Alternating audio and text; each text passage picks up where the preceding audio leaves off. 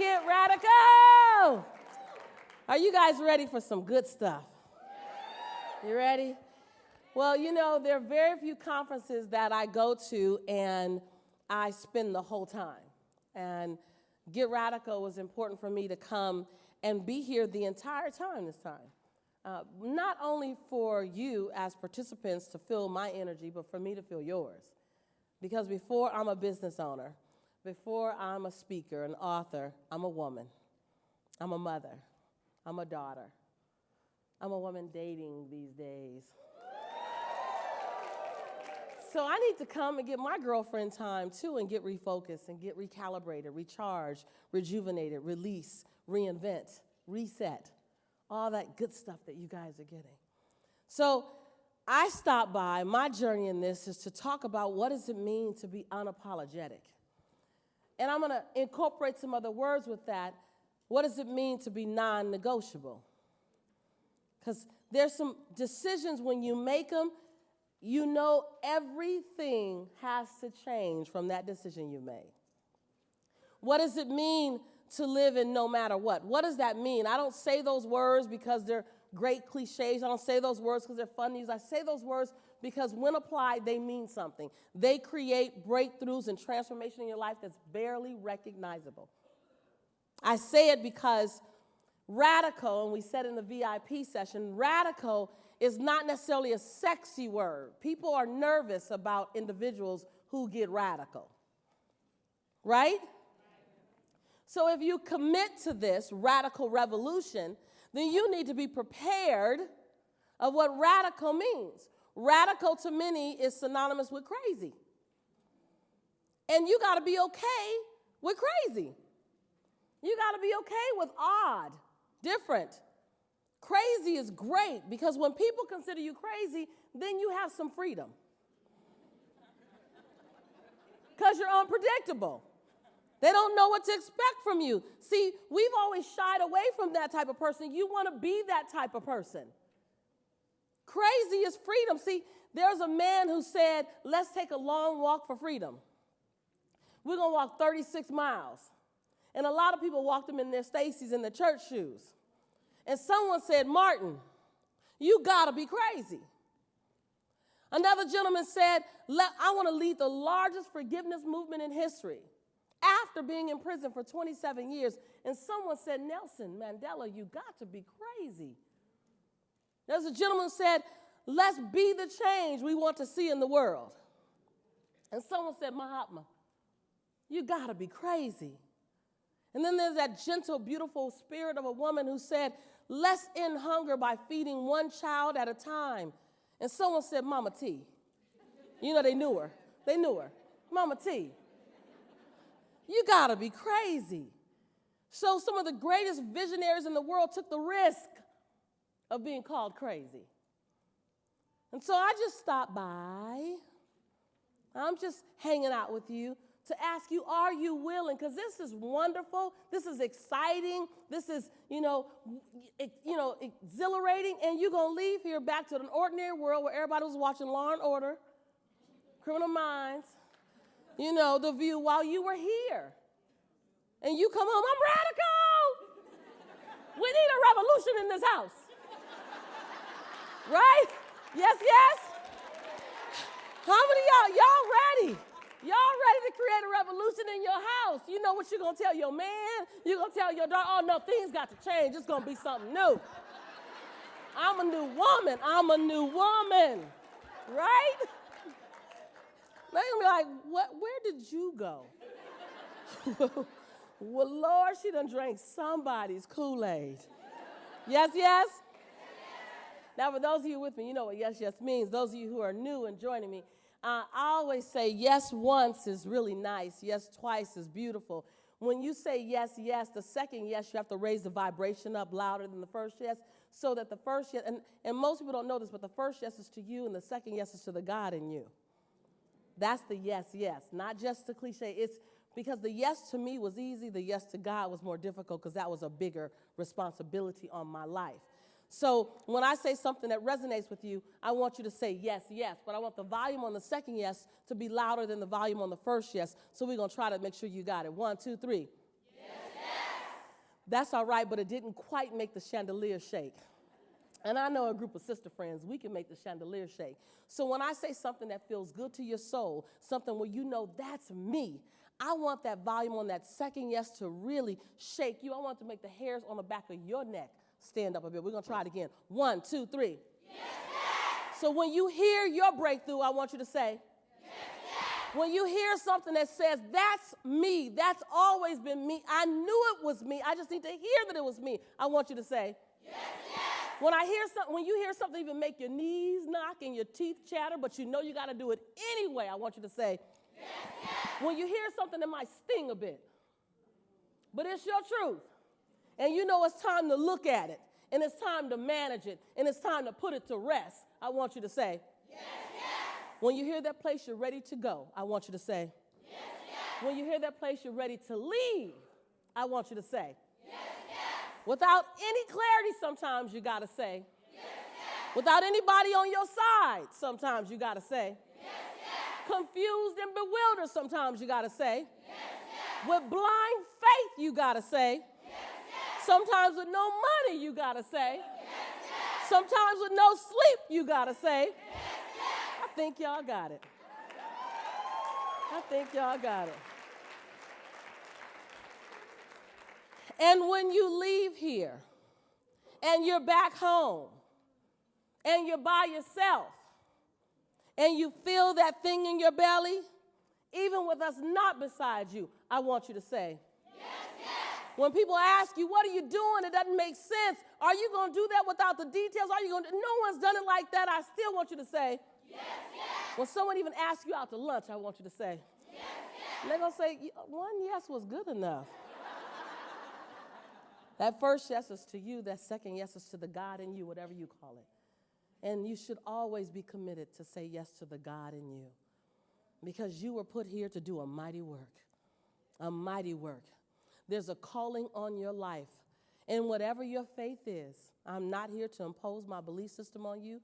I'm here to celebrate the God in you in whatever way you honor. But there's a calling on your life.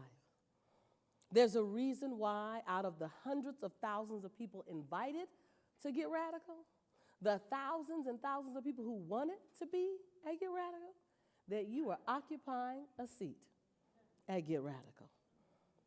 2013 will never be done again like this, and you were in the room. And so I ask, what is that thing? What is that thing? What is that gift to the world that you are responsible for birthing? Oh, I don't know if you knew you were pregnant when you came, but you are impregnated with a vision and a dream.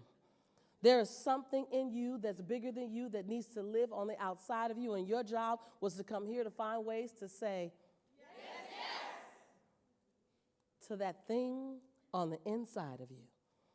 And I know what it feels like to sit in that seat, because I've sat in that seat like Doreen when she sat in the seat, and in 7 minutes she made a decision to move her feelings out the way, her opinions out the way, and said, whatever, I'm getting the best. I sat in that seat. I went to the same conference 42 times, as I told the VIP group this morning. 42 times I went to the same conference, because I'm not a fast learner. I'm a thorough learner. Yes, yes? And I was committed to my breakthrough. Are you committed to that next season? See, some of you are trying to live your next season like it's the season you're supposed to be in. That was your past season. There's a new season for you. And in order for you to go into your next season, there's some things you're going to have to release, let go, say goodbye to. There's some things that you're complete. Y'all don't have to say it low. Yes. Right. You don't have to whisper. It's like, yes, yes. No. No, see, this is about living your you boldly. I remember I used to walk into a room and kind of try to be quiet because I didn't want to take over. I knew my light. You know your light. Yes, yes? Yes. You know your power. You know your genius. You just try to shrink it so people can handle it. Come on, y'all. You just try to minimize it so people don't get intimidated by your presence. Yes, yes? You want to shrink it so you're accepted and you're liked. Yes, yes? I used to do that, and I'd come in the room, and, the hardest thing to do is to contain your light.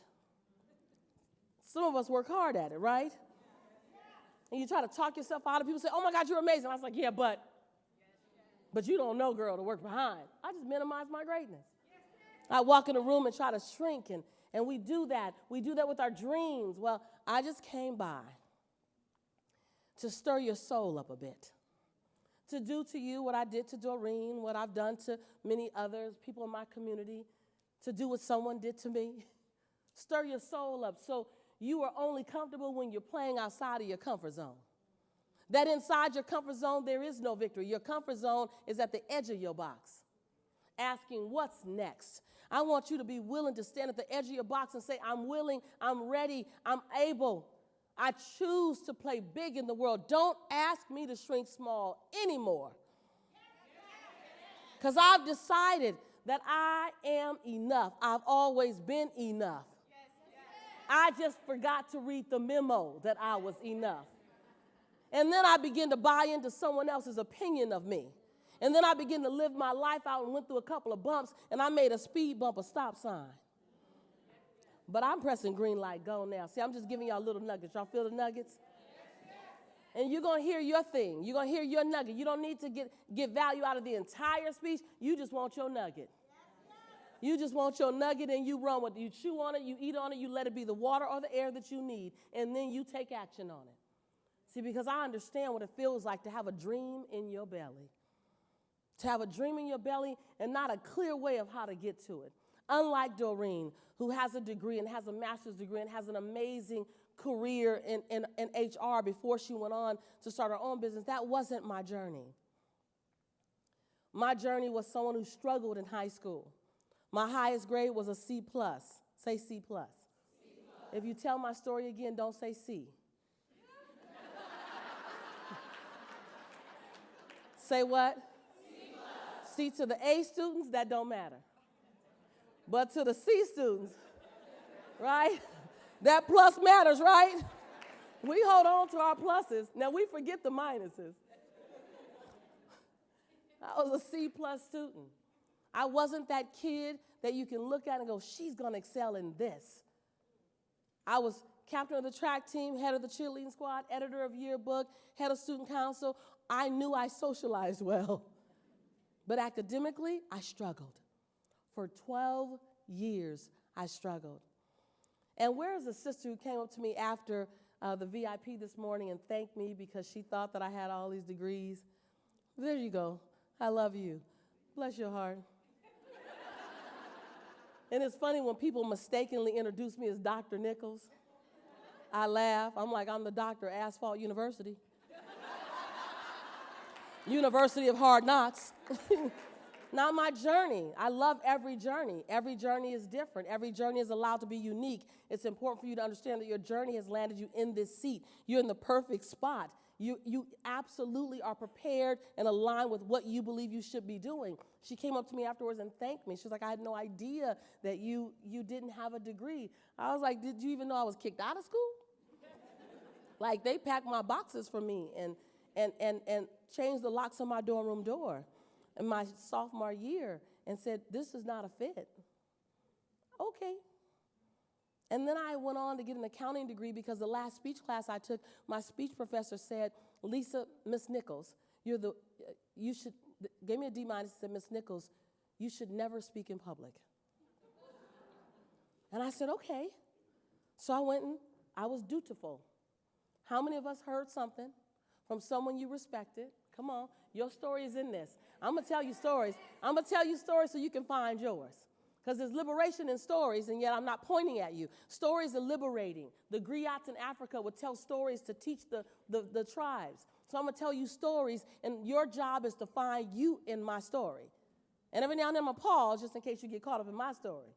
So you can find you in my story. So an authority told me that I should never speak in public, so I was dutiful. How many of us have been dutiful because someone told us, yes, yes? Someone told us what we should be doing, so we did it, or what we shouldn't be doing, so we didn't. So he said, Ms. Nichols, I recommend you never speak in public. So I went and I got a certificate. I couldn't get a degree, but I got a certificate in accounting. All my finances, raise your hand. My finance people, I love you, I love you, I love you, I love you. I should not be one of you. That's not my thing. How many of you have played for years in a lane that's not your lane? Yes, yes? You do it good, but it ain't your lane. It's not the thing that makes you excited. Well, I didn't even do it good. See, because when we would balance out at the end of the night, you know the debit credit thing? We balance out at the end of the night, and I'd be almost like a nickel off all the time. And, you know, when you're a nickel off, you need to supposedly, ma'am, you're supposed to sit there and balance it until it is balanced, right? Well, I didn't have time for that. I ain't got time for that. I ain't got time for that. Anybody got time for that? So I just pull a nickel out my purse. Ain't nobody got time for that. Well, you do that every day, 5 days a week, times a year and a half. Somebody going to jail. Ain't got time for that either. So I was in accounts receivable. Now, I want to tell you this because you see Lisa Nichols. You see, you know, some of you see me on Oprah. A couple of days ago, I was on CNN. Some of you have told me you've seen that. You see the bestsellers. I'm grateful for that. I got 6 bestsellers. I'm the only woman other than Hillary Clinton to get $1 million book deal for one book. I have great success. Thank you. Great success. But you need to know what was happening before that. Can I tell a little bit about that? Because everyone just sees that. And you got to understand the journey. So that mountain feels good, but there was a climb. And you're in your climb. So I want you to feel your climb is valid. You need your climb right now. So if I unpack some of my stories of how I got here, I think it'll inspire you to keep going. Is that okay? Because they are ridiculous. Just ridiculous. So my supervisor calls me in to her office, and I shared this last night with the Morgan State group. I love you guys. Amazing, on fire. They lost at least 5 pounds water weight in tears last night. Good stuff. So my supervisor calls me in the accounting department. I'm in accounts receivable now, and you know, broke people shouldn't be made to collect money. It's not. All the accounting people are cracking up. The finance people are cracking. You know, I'm just going to tell it. You should not I shouldn't make people collect money when I don't have no money myself. That don't make sense. So when I was in collections, and I love people, I'm customer service oriented. So they tell me their story. They're putting their kid through college, or they were a senior, and seniors are just, they're special. You don't make them pay. Like, they're old. Don't make them pay. So it wasn't good. So I would say, you can't pay? Okay. Well, you know what? Not only am I going to zero it out, I'm going to delete your name. Don't worry, baby. They ain't going to call you no more. Because you ain't got time for that. So I went into my supervisor's office, and she said, Lisa, everyone loved me. I mean, I'm very personable. I'm a lover. I'm a lover. So everyone loves me. That had nothing to do with my skill set. Right? How many of you guys, your skill set is not even in alignment with what you're happy with? Like, they're incongruent, right? It's not the thing that you do naturally. Right. Come on, y'all. You got to say yes, yes, even when it stings. Even when it stings. And so she called me in her office real fast to tell a story. She called me in her office, and she was like, what do you want to be when you grow up? I was like, 24. I was like, I want to be the manager of the accounts receivable department. Because I thought it was a test of my commitment to the company. I'm committed to this industry that I don't even like. Come on, y'all. Yes, yes. Come on. Your story is in my story. And so I saw her cringe. She was like, ooh. I was like, that's not the look I expected. And she said, what do you want to do? I was like, I don't know, but I want to be here. She was like, Lisa, the customers love you. I was like, I know. She was like, they love you a little too much. You're a collections agent. They ask for you.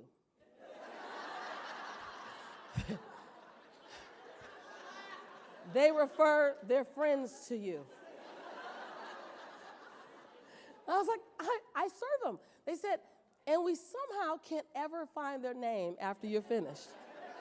I said, well, let me tell you what I do. Because you know how you don't even know your own ding dong. How many of y'all, you've been doing some stuff, running in circles? Come on, y'all. Yes, yes. Come on now. This is about work, but you can say anything. How many of you guys have been running yourself ragged in a circle and you didn't even know until you got an aha here. You got an aha here. Yes, yes? Right. So I don't even know. So I'm like, let me tell you what I do, girl. When they give me a good excuse, it has to be a good reason. Then I handle it for y'all. I press delete. You ain't gotta worry about them. I don't want them in your face because they ain't got no money. I got this. She cringed again. And then she said, you don't do this well. And at that moment I realized this was not about a promotion. I was like, oh, are you gonna fire me? She said, no, because everyone loves you. I'm not gonna fire you. I said, ooh, because I got rent due. She said, but I do have to release you to find your dream. I said,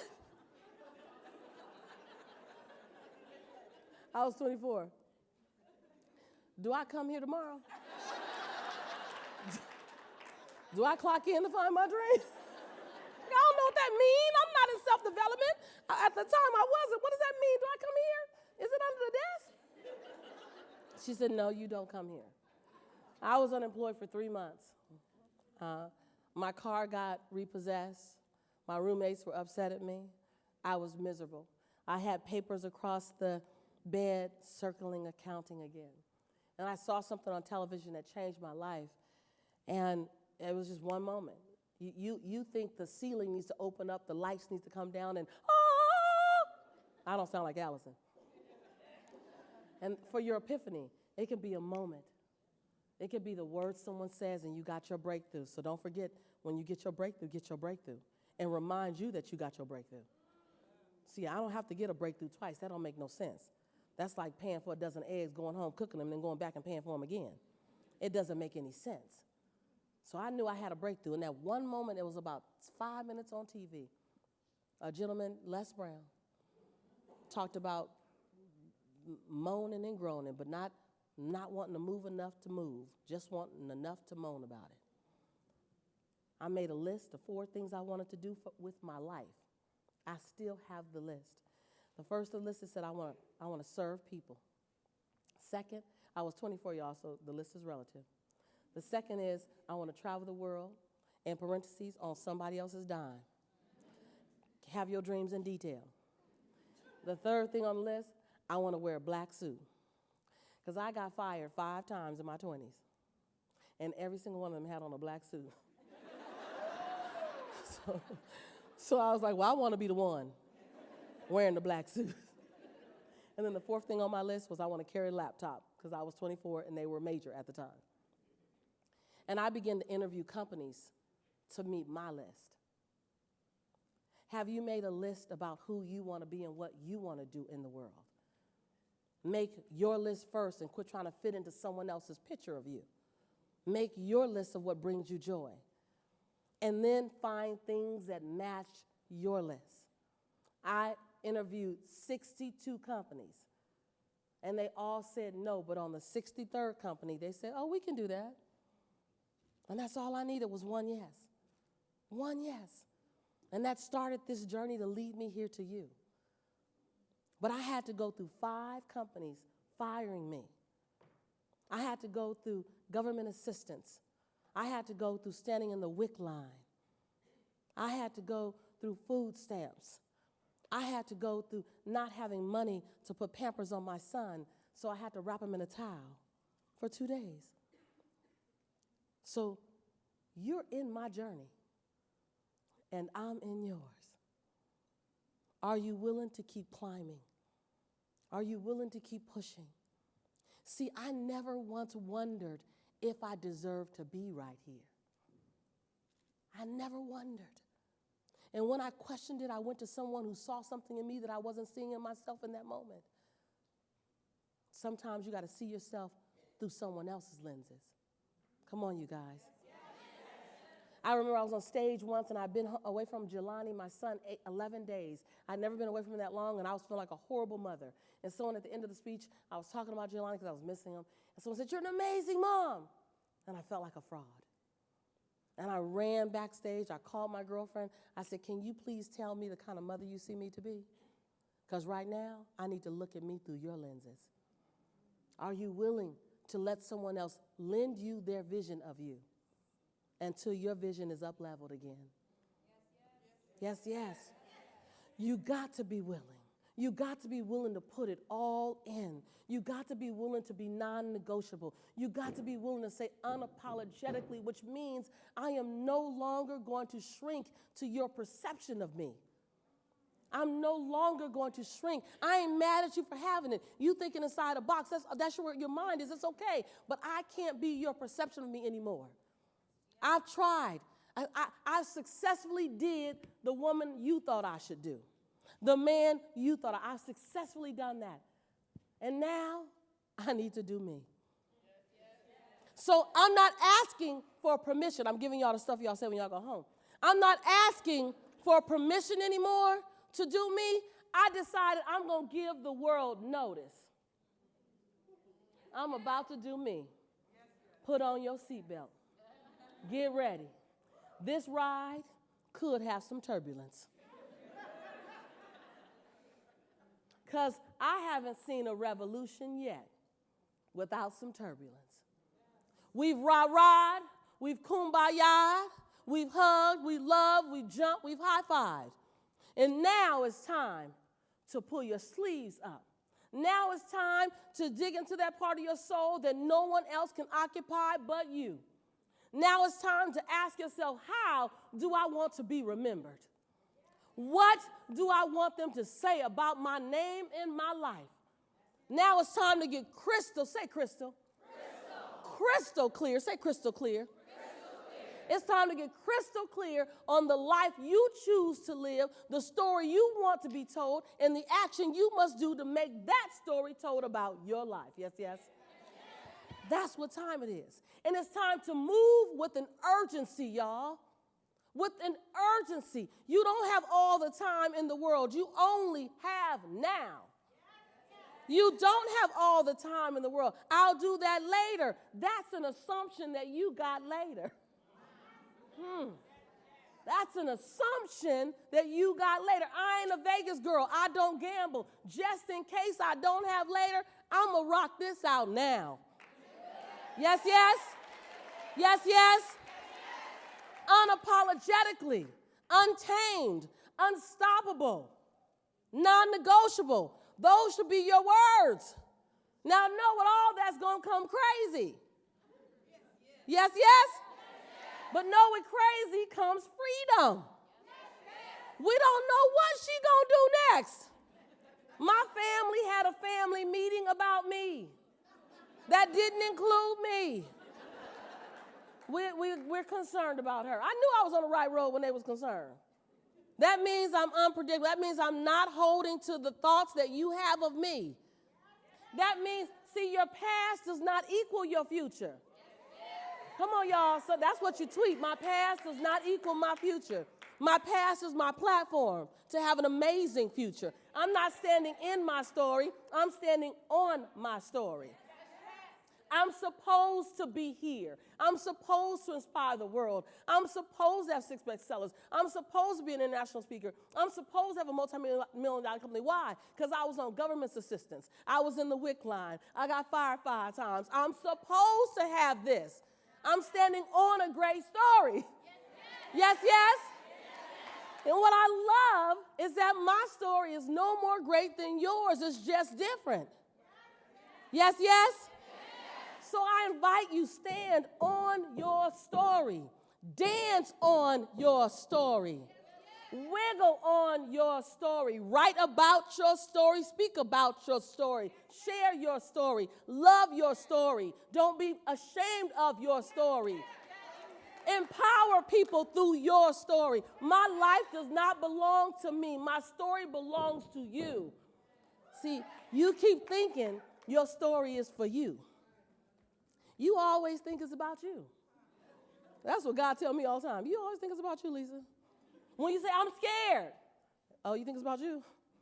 I'm out of money. Oh, you think it's about you? I'm tired. Oh, you still think it's about you? Nobody support me. You still thinking it's about you? Come on, y'all. Y'all don't say yes at that. Ooh, they get quiet up in here. Come on now. This is what we think, right? When I finally got that my journey didn't belong to me, your journey don't belong to you. Your life was put here to make our life better. You are my rescue. I am your rescue. If we weren't, we'd all live on separate islands. And it's the deliciousness of the colorfulness of your story that makes you perfect for the job. Hello? Yes, yes? It's in that breakdown with that man that made you qualified to hold that sister. Yes, yes? Right. It's in all the lumps and bumps in your curve that you've learned the need for health and wellness. Yes, yes? It's in the brokenness that you become committed to prosperity and wealth. Yes, yes? It is in your story that you have become the wounded healer, the very perfect person to do the job that's in your next chapter. But here's the deal. You have to make sure that when you take your next chapter, you let it live and breathe. So many of you, now I'm going to step on a couple of toes, so sit Indian style if you need. So many times, y'all done got me going. So many times, your next chapter, your chapter 25, this is for the men in the room as well as for anybody who can hear my voice, sound system, this is for y'all too. So many times, your chapter 25 is trying to be born. Now, picture your chapter 25 as a blank sheet of paper, and it wants you to write something great on it. But what happens so often is that you had something happen to you in chapter 4, and it didn't feel good, and it wasn't fair. He didn't love you like you deserve to be loved. She didn't honor you to the man that you knew you should be. Your father, your mother didn't talk to you right. Someone dishonored your being in chapter 4, and you keep living that out again and again and again. And now your chapter 4 has become your chapter 24 and your chapter 25. You cut and paste.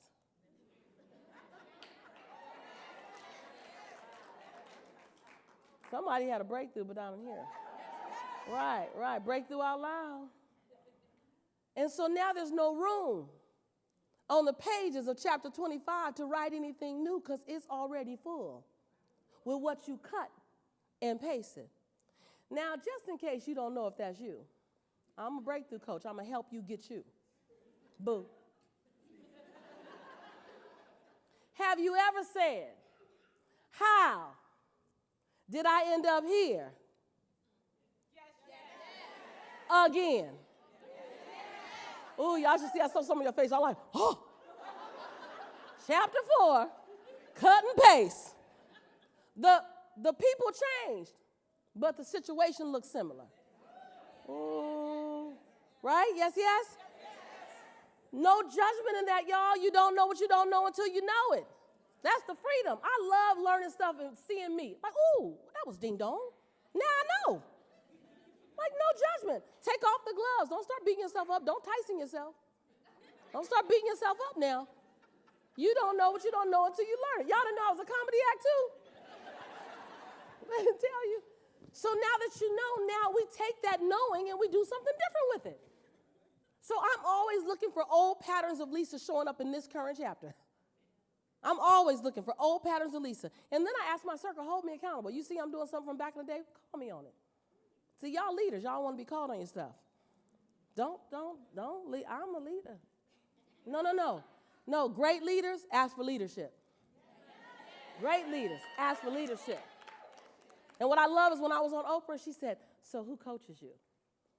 And I told her coach, I said, so who coaches you? And she had her list. And I was like, ooh, I need to get some more coaches because she had like a list of 5. I was like, you pay them all or are they free? No, I did ask. She was like, I invest in my coaches so I know I own the time. She said mentorship is about free time, and anybody that I'm going to listen to, they up to so much, they probably ain't got a lot of free time, so I need to make sure I own some time. I was like, makes sense to me. I'm going to write that down. So, okay. I want to honor some people in the room who have really took a big trust in me. Doreen talked about the Global Leadership Program, and there are other global leaders in the room that I want you guys to see and know, because they're amazing coaches, they're amazing people, they're brilliant at what they do, and I just want to celebrate you. It's wonderful to have you guys here. It's my first time being at a conference like this and having them all here. So if you're a global leader, I would love to acknowledge you. Would you please stand up so that we can give you a round of applause? Lee, Stephanie, Nikki, over in the corner, Jen, Kim, our new global leader as of last night, Kate, Stephanie, oh my God, Zenobia, Allison, who was on stage, she is right here in the middle. We all, over in the corner, who is that?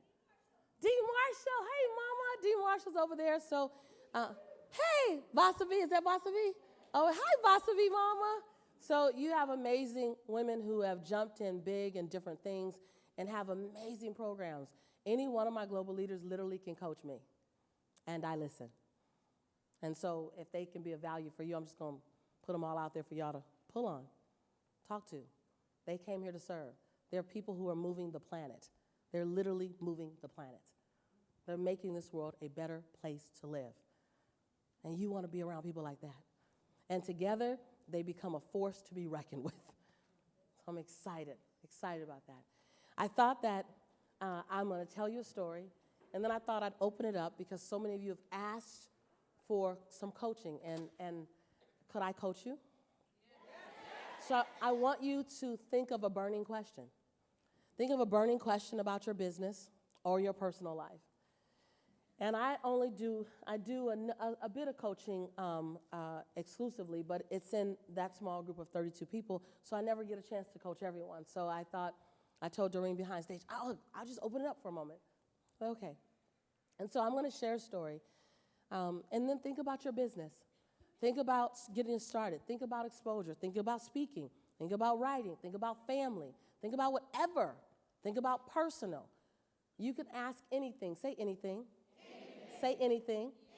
Say anything. As long as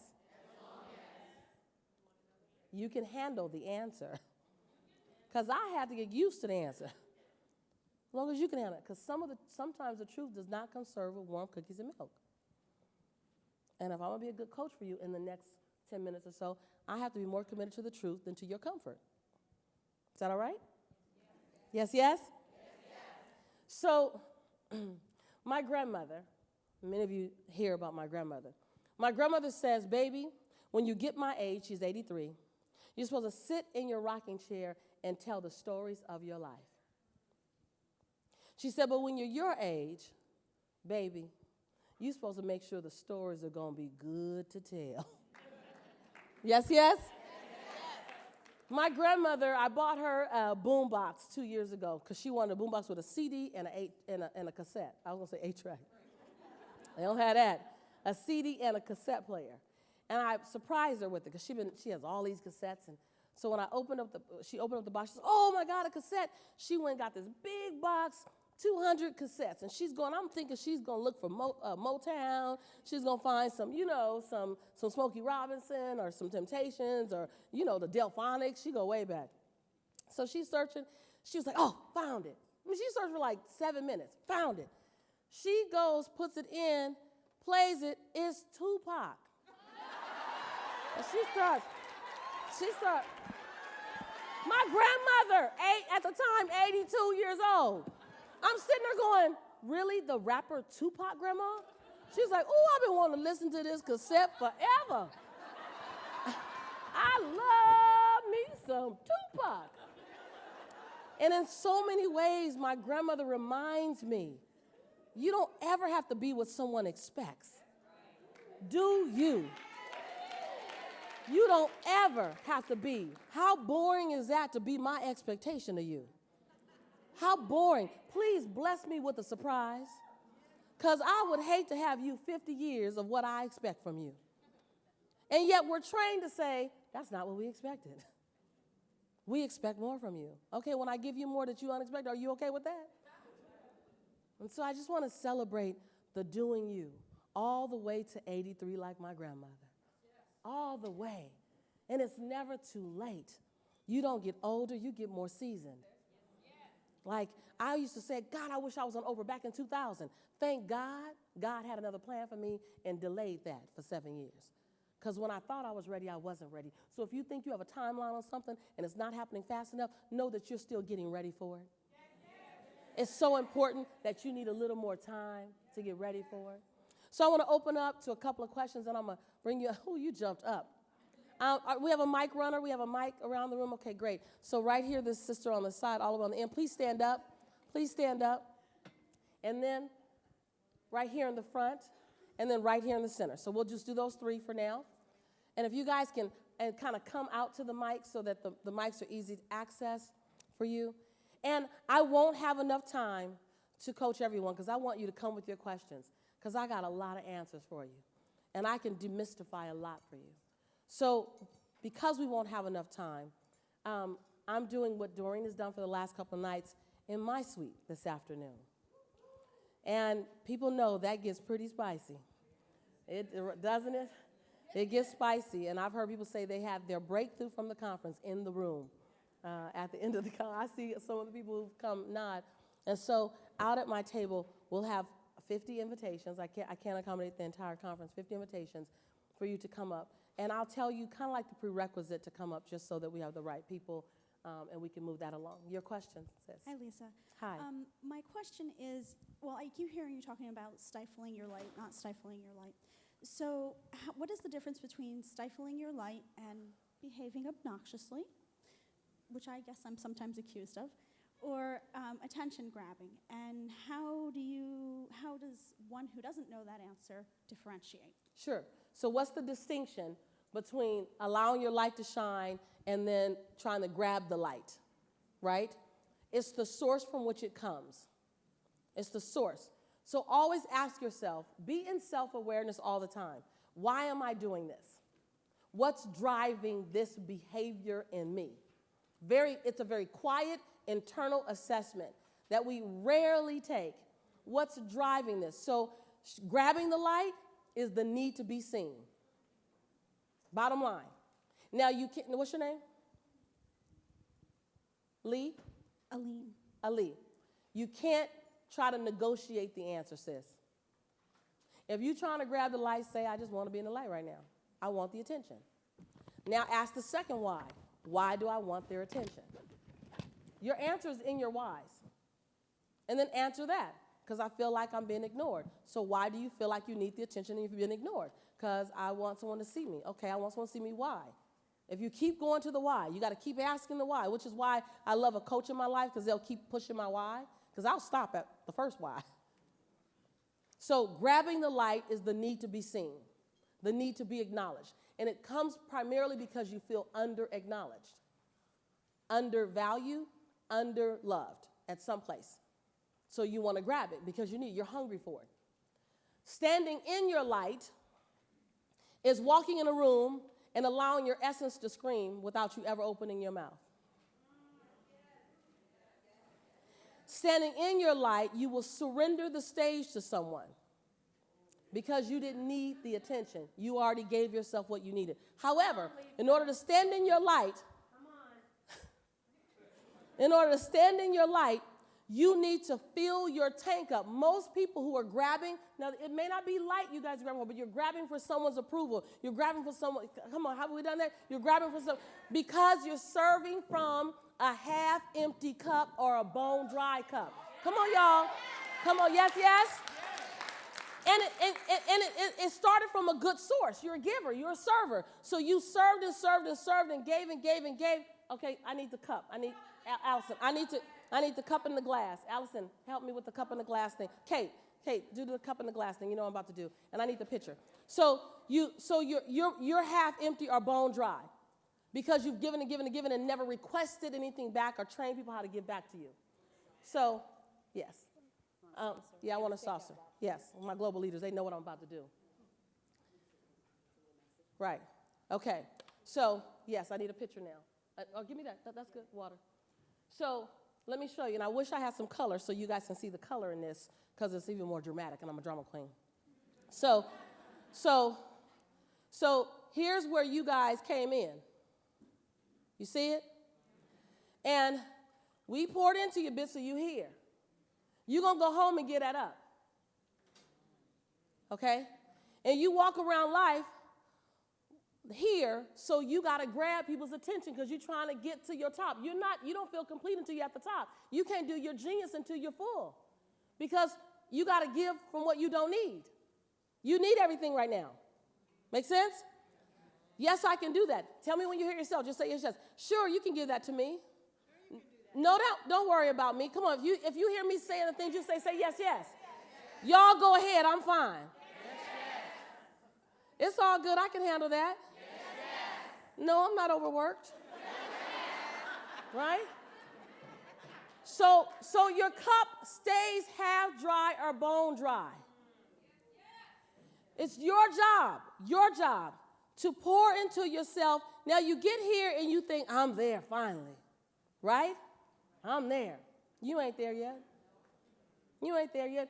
Let me tell you why Doreen says I'll keep going and going and going and going and going. Because you're supposed to be here. And let me tell you something.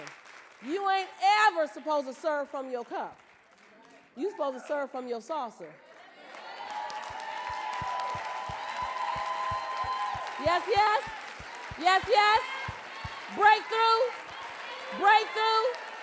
Breakthrough.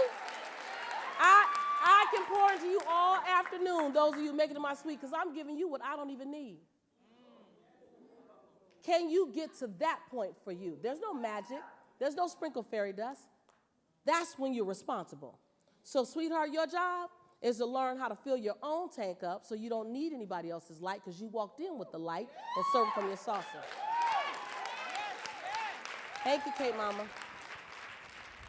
Two right here. Right here in the front. Go, Lisa. Is this valuable for you guys? Yes.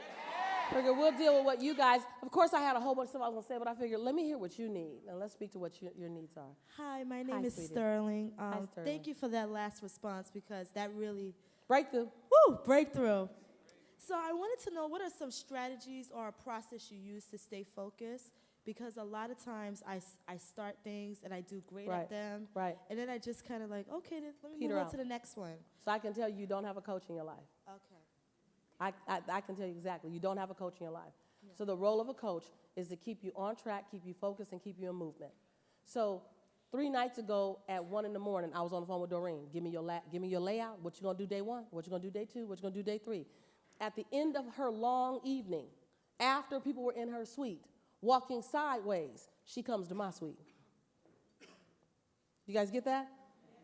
So you need someone who's one, gonna hold your hand and pull you, but we ain't gonna drag you. That ain't my job. Walk. Yes. But that build your own muscles. But I'm gonna tug you when I see that you're slowing down. That's the coach's job. Then I'm gonna give you direction. You don't move forward when you don't have focus. So you need focus and you need action steps. Clear, delineable action steps. I'm an action step person in bite-sized pieces. Give me 30 days, give me 60 days, give me 90 days, and don't go out too far. We can have a big vision, but just give me immediate action steps. Because I'm a thorough learner. Don't give me too much. I know. I'm not saying I'm dumb or anything, but let me focus on this. I want to eat the elephant, but give me 1-2 bites. And so you need someone who understands your learning style and is going to pull you, but you need to be willing to invest in that. So let me just be very candid with you, Sterling. Yes. There's a freedom in you not having someone holding you accountable. Because I can guarantee you that your 70% is better than a lot of people in your community's 159%. So you can get off on your 70% because you're the bomb.com. Yeah. You're brilliant. Your brilliance can let you do 70%. You got to watch out for yourself. You're sneaky. I'm sneaky. I got to watch out for me. I'm sneaky. My excuses got Swarovski crystals on them. My issues got bling on them, right? We're brilliant, of course. We know when we're hoodwinking somebody. And they're like, wow. We're like, ooh, she bought that. Right? Come on. You got to get somebody that you can't shake like that. Like, I love watching my global leaders at lunch. I just walk by and listen to them talk to you. I'm like, girl, that is not the truth. Quit making that excuse. What you going to do tomorrow? Are you willing to be that level? You know, you got to jump in or jump in. Or be honest with yourself and say, I don't want it right now. That's okay, too. That's okay. So you might not want it. It might just be sexy to say. Y'all know we like sexy conversations. Girl, let me tell you what I'm up to. We even ask it, hey, how you doing? What you up to? Be willing to say, no, I'm choosing right now. I keep acting like I'm writing a book. Come on, y'all. Now I'm just breakthrough. So at a breakthrough, how you act like you writing a book? Just write. Write the book. I have a training that I'm gonna invite you guys to. I have a training, and every time all the serious book writers, they get their book done, or halfway done, or 3/4 done within 6 months of that training, because I'm gonna show you how to just write the daggone book. That's Ann, because she got her book done, and she brought it here. And she got her book done. Yes. You're going to do it. Do it or do it. Do it or do it, or stop saying you want to do it. Just be clear. There's power in clarity. There's power in clarity. Do it or stop saying you want to do it. Say, I don't even know what I want to do. I'm figuring out what I want to do. What I want to do is get clear on what I want to do. That's powerful. Breakthrough. Breakthrough, right? That's powerful. So wait. Now I want you to say that. Tell me to say it again. I'm sorry. I want to get clear. I want to get clear on what I want to do. On what I want to do. Because I keep saying I want to do this. Because I keep saying I want to do this. And I don't do it. And I don't do it. Give her a hand. Thank you. There's nothing wrong with that. There's nothing wrong with that. Listen, we pay doctors millions to practice medicine. And they tell us, I'm practicing medicine. And I'm going to say, and I get on the table and give you a knife and let you practice on me. We practice in life. You don't have to be a pro at it. You guys get that? Yes? So listen, I have more content than I could ever give you. I mean, this is just a nugget. This is like the beginning of the appetizer. Because I have years of what to do and what not to do. I'm not an expert at anything other than getting back up again. That's what I'm an expert at. I'm an expert at, if we say that that's your goal, we ain't stopping until we hit that mark. That's what I'm an expert at. I don't profess to have mastered anything. I've just had tremendous success figuring out how to get it right. And I do what I do now. Last year, I started praying to God, what should I be doing in this season? How should I've been on Oprah and Larry King and CNN and Good Morning America. I've done all that. I've done television shows and specials and 6 bestsellers, and I've done all that. And we've had the pleasure of going over to Russia and Kazakhstan and Moscow and Asia and the British Virgin Islands and all over the world. And this year we're going to Bali and Dominican Republic and other places. And what is this season about? I feel like I've done it. I travel 287 days out the year living my dream. I travel the world, run my mouth and autograph stuff. Like, that's a long way from that woman in the accounts receivable department. And so this season, and I have a multi-million-dollar company.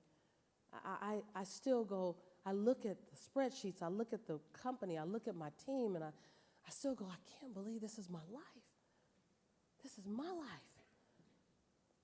And some of you know, and I'm still knees knocking when I say it publicly, but I have to learn how to do that. In less than 45 days, and the joke is I keep saying less than 45 days, and I've been saying that for like 20 days. I will be the first company in the self-development industry to ever go public.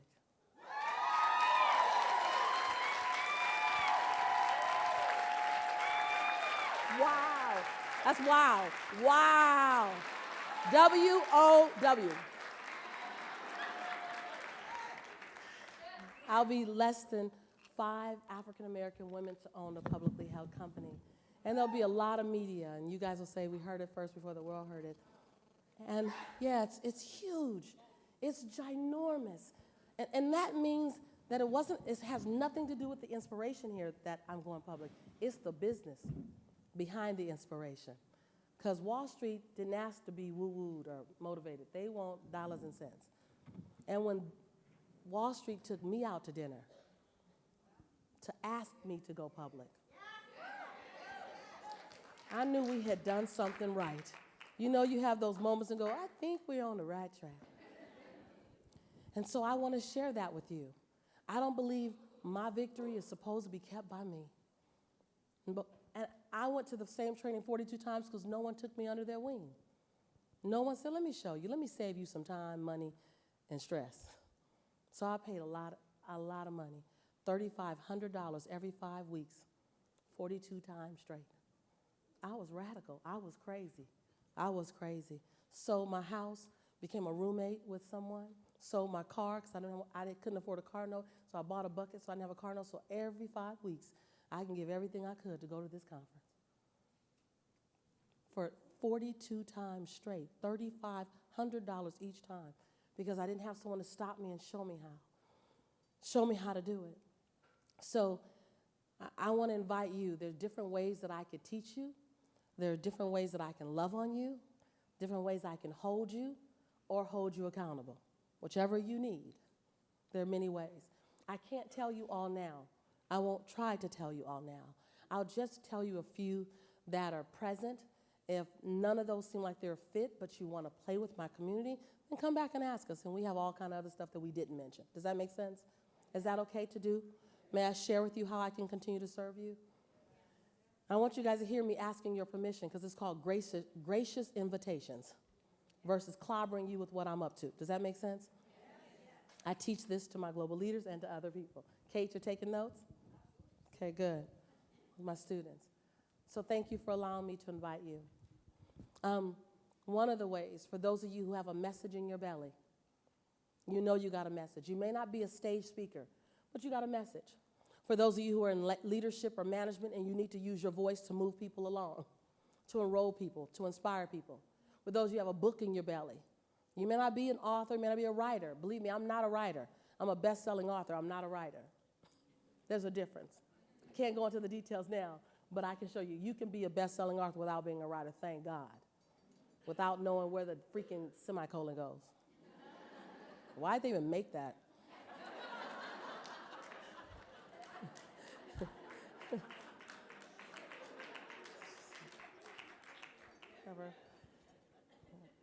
So I have a conference that we're on our 6th year, and every year we sell out. Every year we are a fire code hazard. Every year we have to turn people out. Anybody legal? I didn't say that. Every year we have to turn people away. It's called Speak and Write to Make Millions. And at Speak and Write to Make Millions, I share with you the infrastructure that I put together. Bootstrap, bubble gum, Band-Aids, duct tape. I show you how I built my enterprise. I give you the proposals that I submitted to Chicken Soup for the Soul that got funded. I give you more things because no one gave it to me. I had to figure it out myself. I'm like, wait, that doesn't make sense. So if you have a desire and you have a message and you want to share your message on multiple platforms or any platform, raise your hand. Raise your hand up high. Keep your hands up. Okay, so this message is for everyone, but it's particularly for you who raised your hand. So I give you the intro that I needed into speaking to launch my career that would have saved me time, money, and stress. I show you how the distinctions between an informational, motivational, inspirational, and transformational speaker. Most people don't even know the distinction. Help you get clear on which speaker you are and which speaker you want to be, and how do you close that gap. I show you how to not make just a book, but how do you make a bestseller? Because books are boring, bestsellers are exciting. Like, think about it. If you're gonna do the work to write a book, go ahead and write a bestseller. But it's not all about the content of your book. Unfortunately, it's not just about how good the book is. It's about your strategy around the book. So I've done that a few times, 6 to be exact. Let me just show you what I did, and you choose to take what you want. Yes, does that make sense? So Speak and Write to Make Millions is full.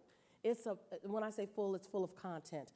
We have more content than you can use. It'll probably take you somewhere between 12 to 18 months to implement everything that we share with you. And that's my goal, is to give you a whole lot, fire hydrant use. So you have a working document. The 3-ring binder alone is worth the price of admission. The value of that training is $997. And on our website, we discounted for our community to $597. For Doreen's conference, get ready, you still get to go down. For Doreen's conference, I know, we decided to discount it and give you a special event price for $397. right now. But wait, it gets better because I was crazy. And I can't get fired.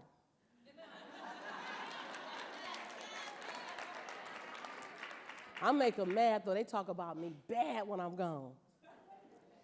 I decided, because I grew up by myself, meaning as I was growing my business and myself, I didn't have anyone with me. And so I outgrew my community. And I had to find another one, but I was alone for a long time. So you come, your entry fee is $397. You get to bring 2 friends for free. All they need to pay is the $99 for their materials and refreshments fee. That's all. Right. She said, oh, wow. Wow. Wow. Now, because of that, we came with only about 110 spots. There are about 400 people in the room. 110 spots, because I have to make this available. It won't be the same package, but I have to let other people come from other areas of the world, right? A lot of you are like, no. Yes, I do. Yes, I do. Global, we're global. And so we've already had probably about 30, 40 people register here just over the days asking what we're up to. Or they know about Speaking Right. Or they came last year and they got value, they want to come back.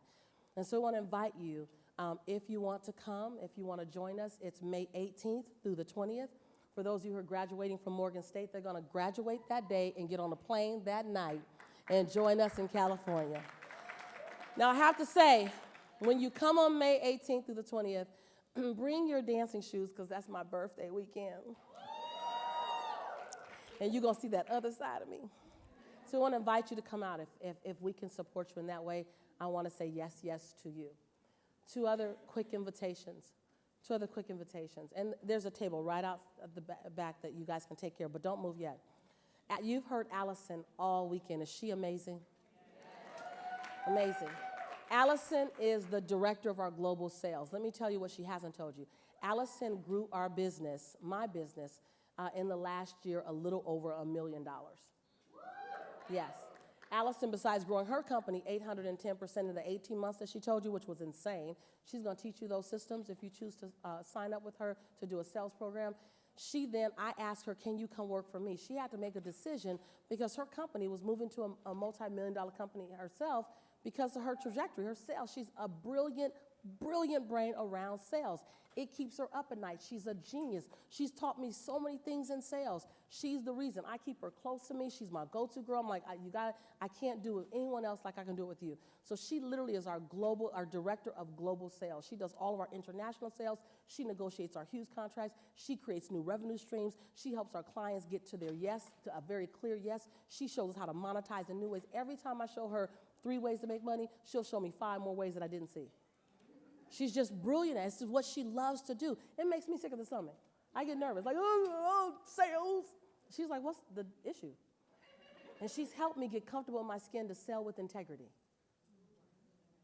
She's brilliant at it. No one I know does it better than her, which is why I begged her for a year to come and please be on my leadership team. And finally, she said yes. And now she's taken the company up $1 million in her first year. And so she's doing a program called Unleashed Sales Mastermind, Unleashed. And it's powerful.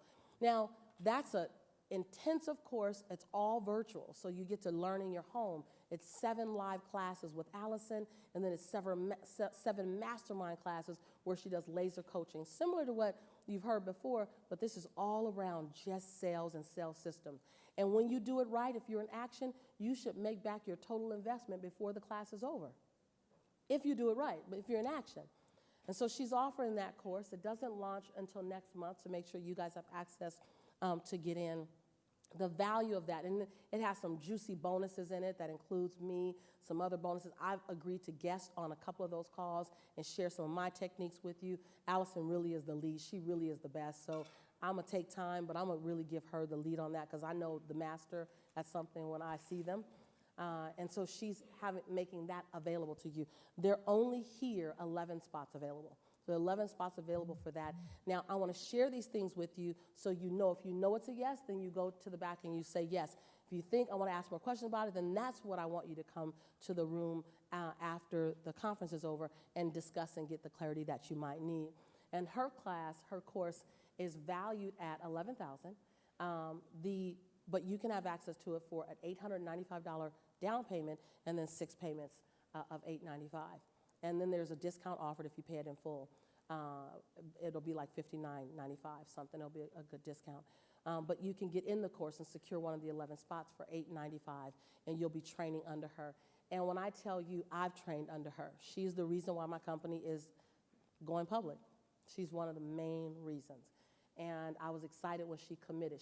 Her calendar is booked and tight, so when she made this available, we were very, very excited. So I'm excited that they have you, Allison. They have access to you. And so if that feels like that's a fit, Unleashed. It's called Unleashed. Our global leadership program is not for everyone. We have 32 slots a year. We actually only have about, I think, 20 left. I'm not even going to go into that right now because I have to interview you for that. Because it's my most premier program, my most platinum program, and it's 96 hours of you and I, face to face.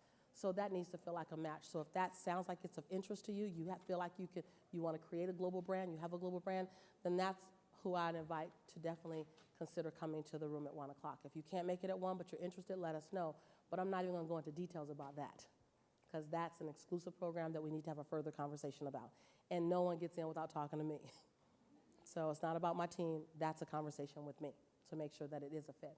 So in closing,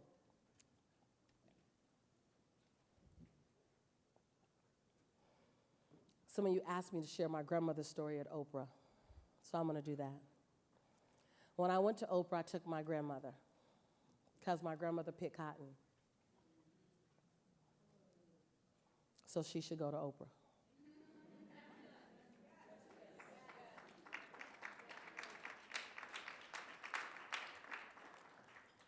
And my grandmother, I went to have a meeting, and when I came back, my grandmother said, "Baby, this lady came to the door, and she asked me for this thing called a turn down." She asked me, did I want a turn down? I asked her, did it cost? She said, no, and I said, well, come on in and turn down. She said, she left you a chocolate treat on your bed. The next morning, I got up, and we got the call, and it says, Ms. Nichols, the Harpo Inc. limo is outside to see you, to get you. And it was that surreal moment. Ms. Nichols, the Harpo Inc. limo is outside to get you. Because it's one thing to achieve greatness. It's another thing to be acknowledged by the highest form of acknowledgement in media that you did something good. So I grabbed my coat, grabbed my shoes, and I'm ready to head out the door. And my grandmother says, baby, go make your bed.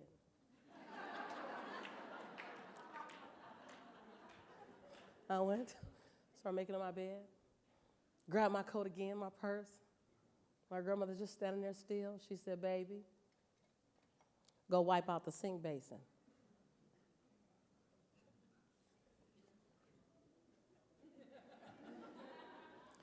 And I don't know about you guys, but in my family and in my culture, if you're going to question an adult, you have to preface it with no disrespect.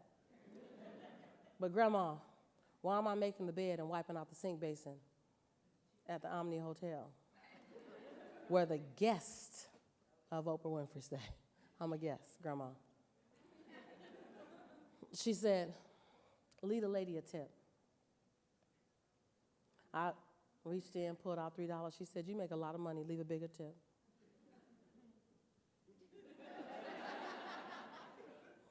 Pulled out a 10. I said, no disrespect, Grandma, but I just did her job. Why am I making the bed and wiping out the sink basin and leaving her a tip? And that's when I got, know when you get your lesson. Know when you get your breakthrough. My grandmother looked at me. She said, because your great-great-grandmother was a day worker. And when people knew she was coming, they would leave their homes and rooms extra nasty. She said, baby, you ain't gonna do that. You're gonna do right by me. She said, and you left that tip because when your great-great-grandmother got a tip, we got to eat meat that day. You're going to do right by me. She said, you might think you're walking on this plush carpet at the Omni Hotel, and them Chew child shoes, you call them. She says, but you ain't walking on them shoes. And you ain't walking on that carpet. You're walking on the shoulders of the men and women who could not occupy this seat.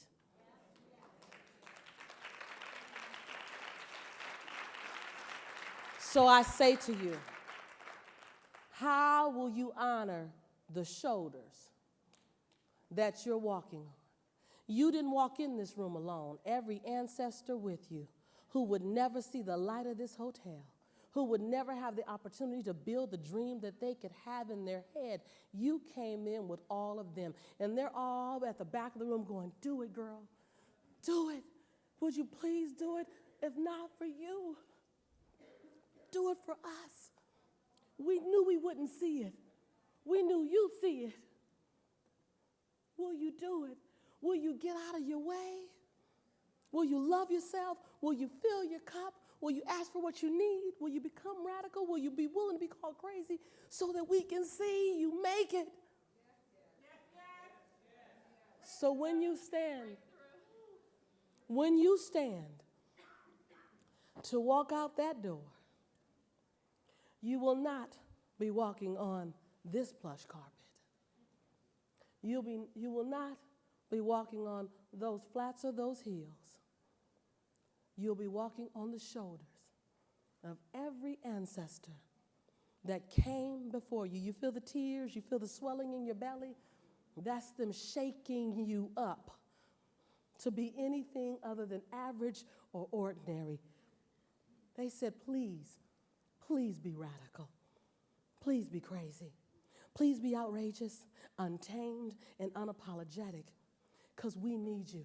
We need to know that our lives meant something through you.